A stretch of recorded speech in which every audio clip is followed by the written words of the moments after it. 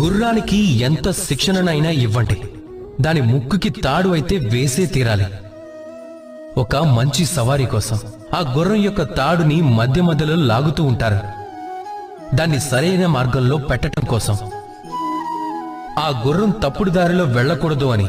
ఇప్పుడు ఒక్కసారి ఆలోచించండి, మన మనస్సు కూడా అచ్చం ఈ రకంగానే ఉంటుంది. ఒకవేళ విచక్షణ అనే తాడుతో మధ్య మధ్యలో లాగటం మర్చిపోతే గనుక అప్పుడు మన మనసు ఎక్కడో ఒక చోట తప్పిపోతుంది. ఒకవేళ మీరు మీ లక్ష్యం వరకు చేరుకోవాలి అనుకుంటే అప్పుడు మీ మనసు యొక్క తాడుని సమయం వచ్చినప్పుడల్లా లాగుతూ ఉండాల్సి ఉంటుంది. ఎందుకు అంటే విచక్షణ అనే ఈ మార్గదర్శి మిమ్మల్ని సంతోషంగా లక్ష్యం వరకు చేరుస్తుంది.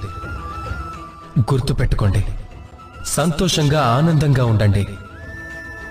రాధా కృష్ణ.